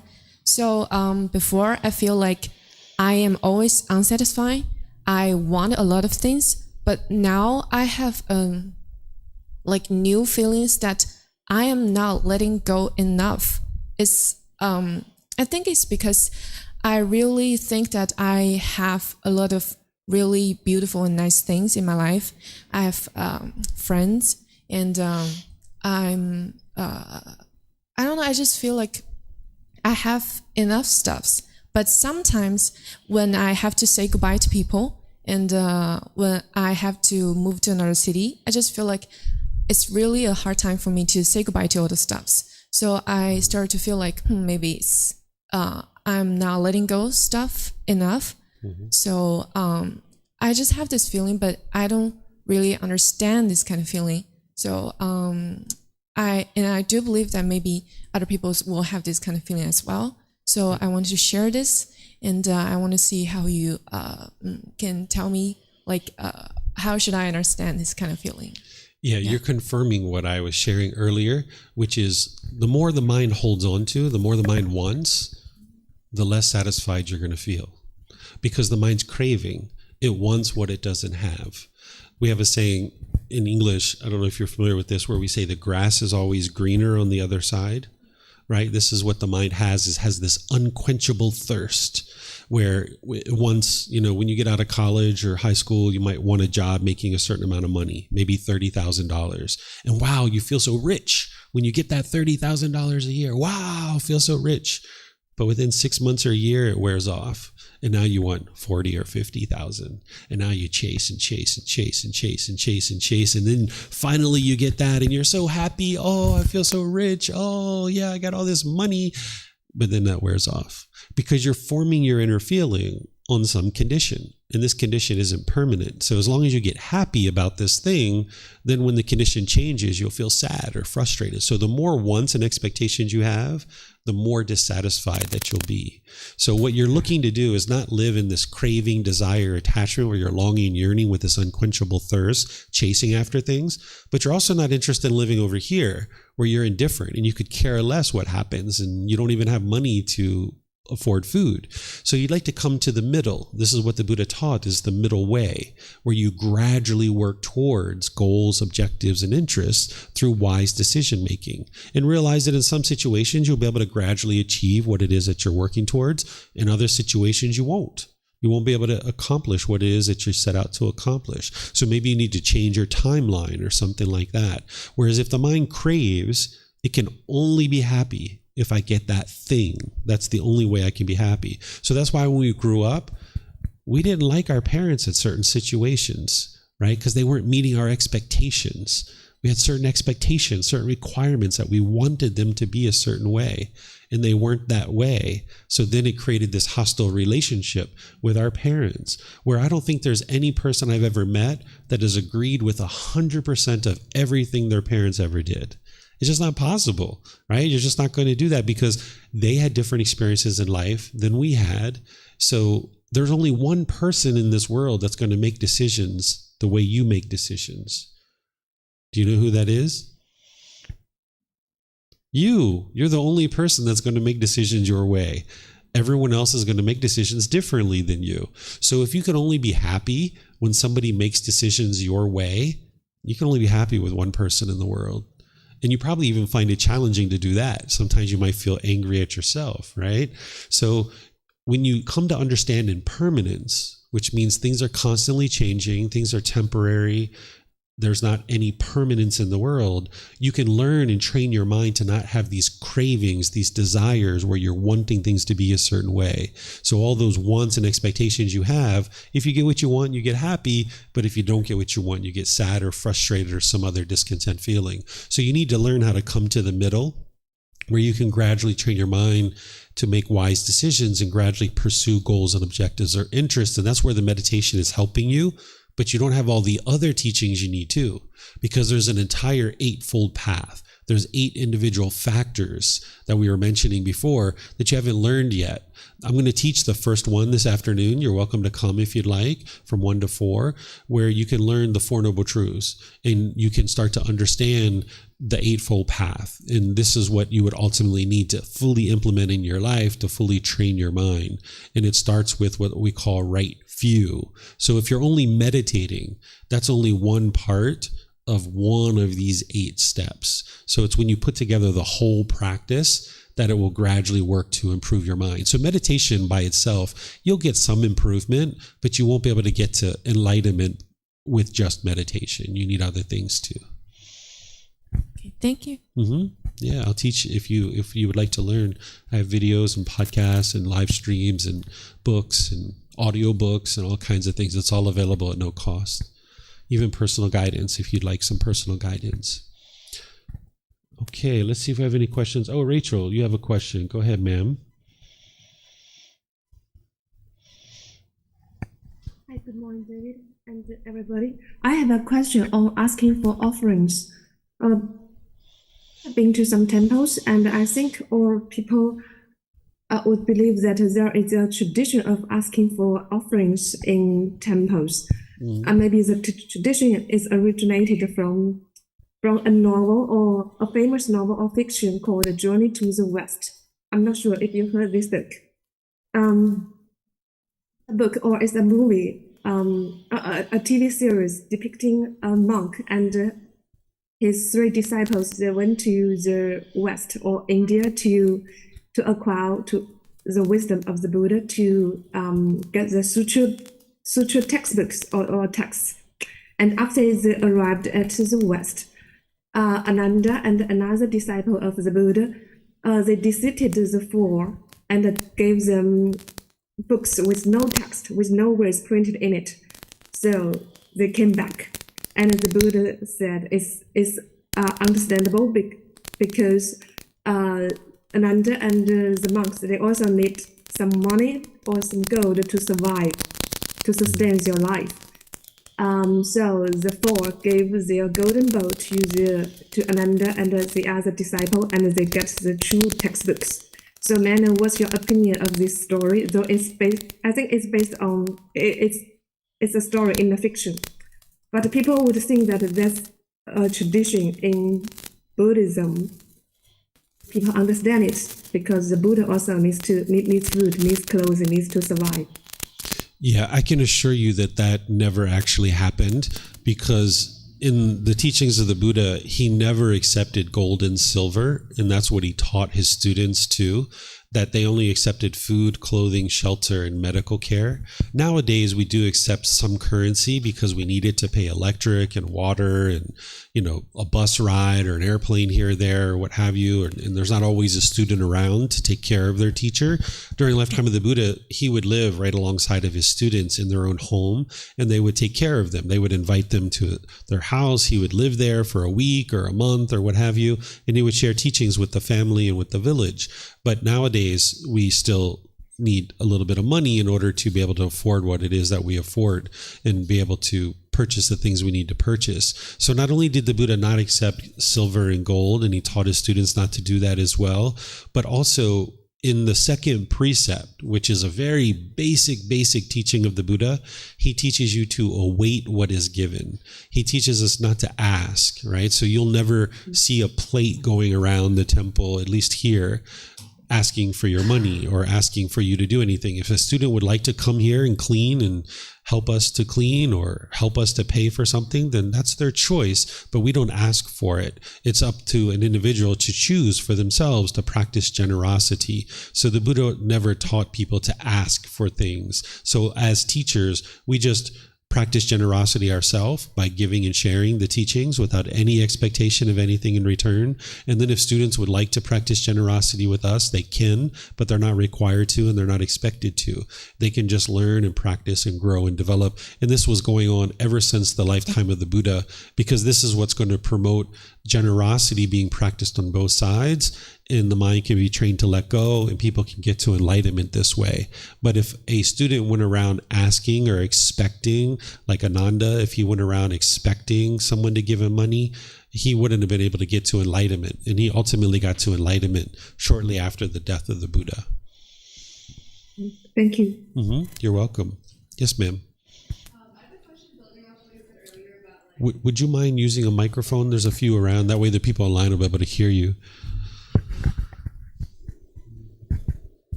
About karma and how like monks must make the right choices and decisions. Do you have any advice on how to get over or let go of times where you've made the wrong choices? Because for me, my issue is that like I tend to ruminate on things I did wrong in the past over and over again to the point where it's difficult to let go and really be present in the moment.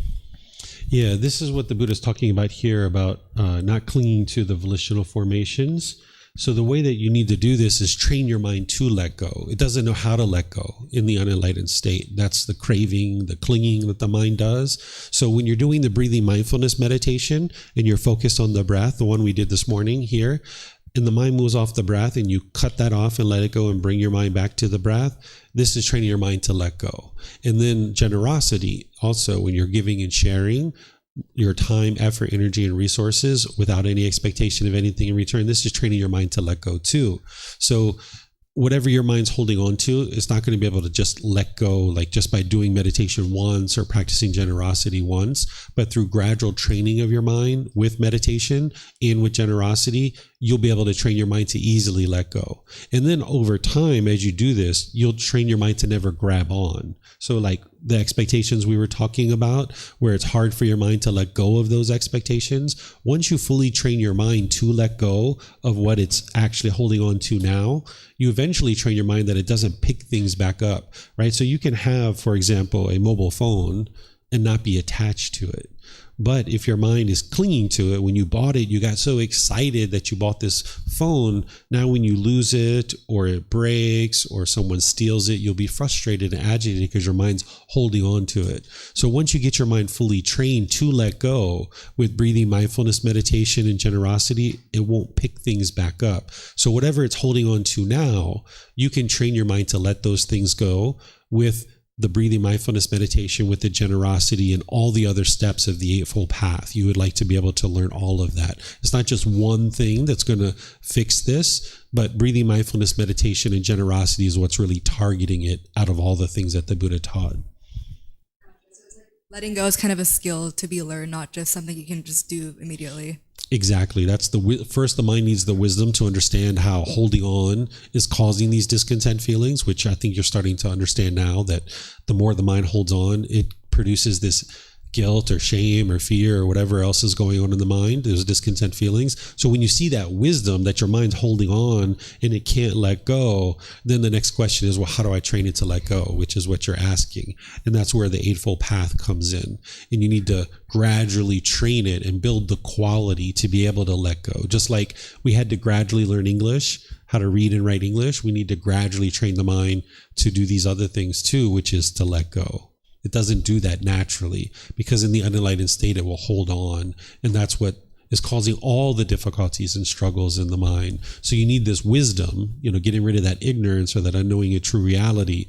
You need to gain this wisdom of how to train your mind, because we didn't grow up this way, right? We didn't grow up in a family that taught us how to train our mind. My son, he's growing up in a family that is teaching him how to train his mind. So he's learning that as a child growing up, but none of us learned that growing up. So now as adults, we have this aspect of life that we need to learn. Our parents taught us how to bathe, how to brush our teeth, how to eat, how to talk, They taught us these kinds of things, but our parents didn't understand the wisdom of how to train the mind to eliminate anger and sadness and frustration. That's why if you're here in Thailand and you're experiencing all this peacefulness and all this joy, you see the people around you, they're not upset, they're not angry, they're not frustrated, right? You might see occasionally a person here or there, but generally Thai people are quite peaceful. They're quite joyful. And the reason why is because they've been training their minds since they were a child. Their parents had this wisdom because these teachings have been here for about 800 years. So they're so ingrained into the culture that people grow up learning these things. And we just didn't do that. So our mind just hasn't been trained. Just like we had to learn how to ride a bicycle, we didn't know how to do that. We need to learn how to eliminate these things from our mind. And that's where the training comes in. Okay, so I think that's everybody. Oh, you have another question, Leo? Okay. Yeah, just being interested. Do you know why Ananda got so late enlightened? Because he was so long with the Buddha together. The way that I look at it is, it appears that he was attached to the Buddha. Right? He was one of the Buddha's close students. He studied with the Buddha for 45 years. But at the time where the Buddha was announcing that he's about to die, because as a Buddha, he knew when he was going to die, he gave everybody a heads up, like 3 months before he was going to die. He said, hey, everybody, just to let you know, he didn't say it in these words, but he was like, hey, I'm going to be dying in 3 months. And Ananda was like begging and pleading with him not to die, which is an indication that he was attached to the Buddha. And then one of the ways that you oftentimes eliminate attachment is when someone dies, you will be able to eliminate your attachment. Then there's ways to eliminate your attachment before someone dies, but Ananda hadn't eliminated that. He still had this attachment to the Buddha because he was around him so much. So this is why a teacher might spend time with you, but they might encourage you to spend time alone too, because they're not interested in you being attached to them or something else. Out of the most loving, kind, and compassionate things that a teacher could do for their student is to be able to observe their students' attachments and then give them a heads up and say, hey, this is something you might be interested to look at, because in this situation, the Buddha didn't necessarily notice that Ananda had this attachment to him, and Ananda didn't get to enlightenment until shortly after the Buddha's death. And that's oftentimes where people are confronted with their attachment, and they're confronted with the impermanence, and they will tend to let go at that point. But there is ways to let go of an attachment before someone dies as well. Stepping away. You can also do reflection on death or contemplation of death and different things like this. There's lots of different things you can do. Of course, you need breathing, mindfulness, meditation, and generosity, but also reflection on death. And there's other things you can do to train your mind to let go of an attachment to a individual. So like right now, you might be attached to your mom, right? Like if your mom died, you'd probably grieve, you'd probably cry, you'd be sorrowful. You're not a bad person, you haven't done anything wrong, but it's not the love that's causing you to be sad when mom dies. It's the attachment. It's the craving for mom to be permanent. This is the misunderstanding. This is the lack of wisdom or that ignorance that the mind has, that when mom dies, you might think that you're sad because you love her. But love is a genuine interest in seeing all beings be well. That doesn't cause sadness. What's causing the sadness is the mind's holding on, craving permanence, wanting mom to be permanent when she's not permanent, or grandma or grandpa, right? So you can train your mind to let go of your attachment to your mom while she's still alive, and then you won't be angry and frustrated and agitated with her, right? So right now, if you're experiencing anger and frustration about your mom or your dad, that's because you're attached. That's because you're having craving. You're wanting them to be a certain way, and they're not that way. And as long as you're attached to them, you'll have a difficult relationship. But when you train your mind to let go of this attachment, then your love can shine through, where you have this genuine interest in seeing them be well, and you support them and encourage them, and you practice generosity. But as long as you have attachment to them, you'll find it difficult in your relationships. There'll be this hostility and bitterness and harshness because you're expecting one thing and they're doing something different. So your mind isn't getting what it wants. And you can't force your parents to be any particular way, right? So you can train your mind to eliminate attachment, but oftentimes people don't know how to do that. In Ananda's case, he didn't know how to do that. But ultimately, when the Buddha died, he was able to eliminate his attachment.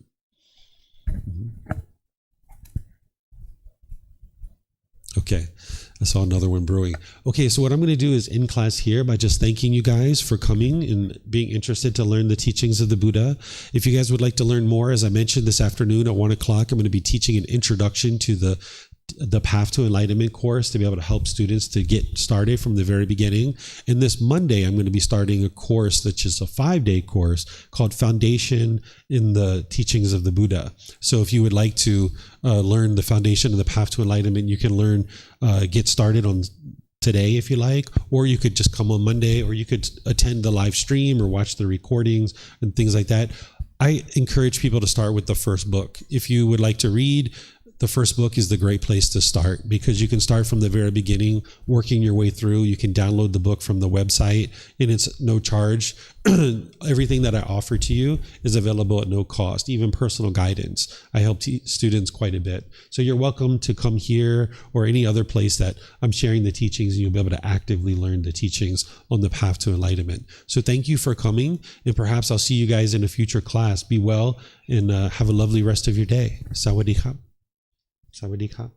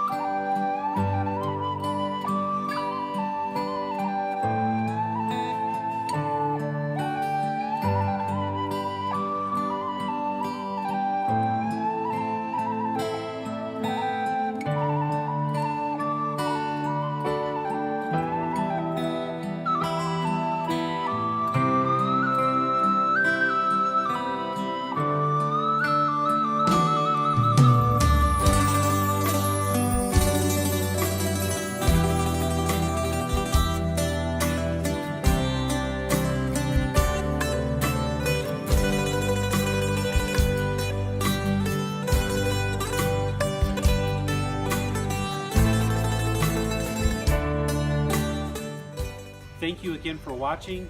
Enjoy your meditation. Look forward to seeing you online and answering any questions that you might have. Thank you so much.